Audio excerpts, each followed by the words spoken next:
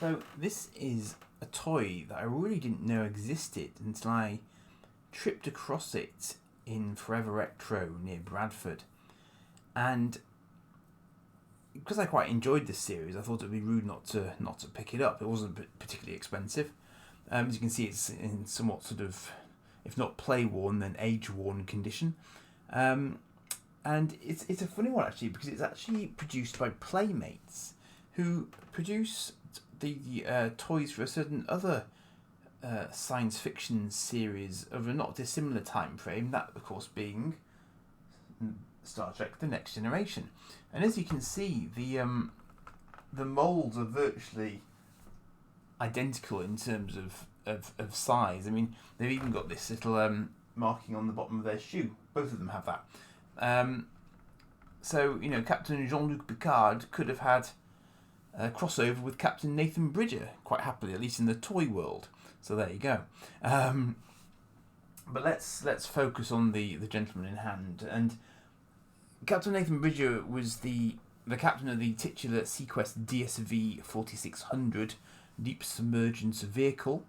It was the most modern submarine in the oceans of its time, which was 2018, which means we're past its time already at the time of filming. So he was running it on the behalf of the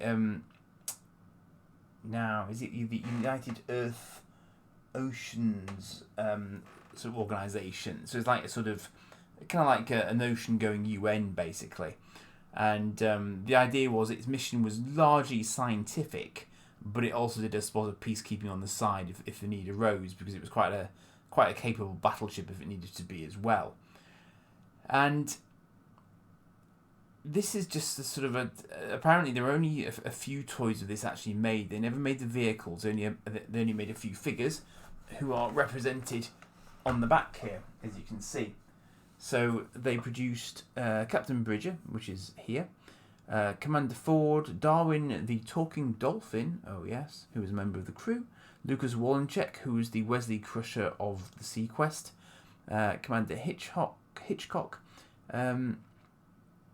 Chief Crocker, Lieutenant J.G. O'Neill, who is one of the Raimi brothers, and then two random sort of outlier villains who I can't even tell you much about, Dr. Z and the Regulator, apparently.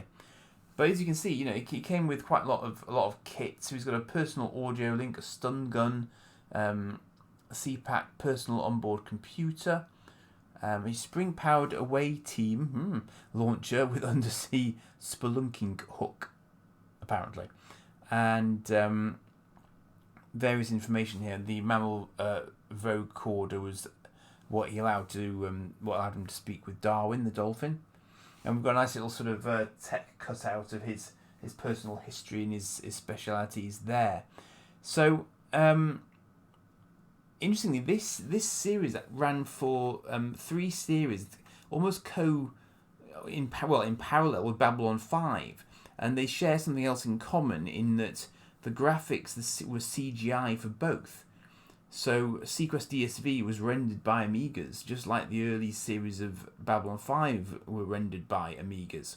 And although Babylon 5 didn't really kick off until 94, its pilot was actually in 93, which is when the first series of seaQuest was. So they were very much of their time in terms of the special effects and sort of layout. But obviously, seaQuest was more akin to Star Trek in that it was set on board a mobile ship.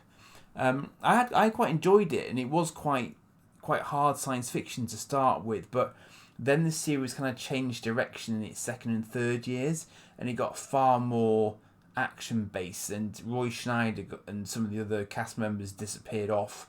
New people came on board, including Michael Ironside for the third season.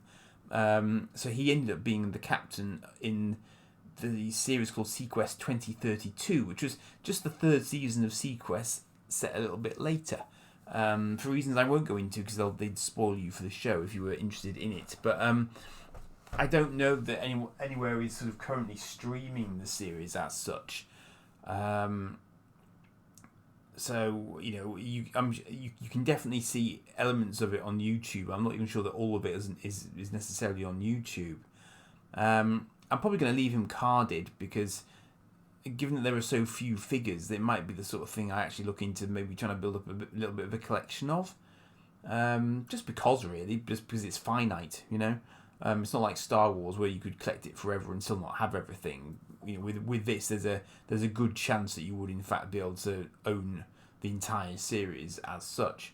So yeah, that was one I was not expecting to come across at all. But it was I'd actually seen a glimpse of them in a video I'd been watching about another store not that long ago. So I did sort of vaguely know they existed, but then I just tripped across it, and I thought it would be rude not to, basically. So, given that the Playmates figures do seem to be, pretty accurate, I imagine it's probably quite a nice set to have from the point of view of accuracy with the show. And I quite like the card. I mean, the card's got a lot of sort of detail to it. I like the little sort of tech spec element on the back of it. I think that was a good shout on their part.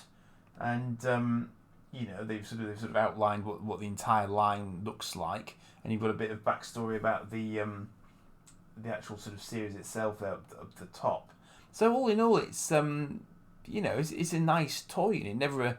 I don't think I was really at toy age when it came out, so it wouldn't even have occurred to me to go looking for them particularly. But I know there are some videos about the history of the show, so if you're not bothered about being spoilt by it, you can definitely go and find out a little bit more about the the history and how the production changed over time. So yeah.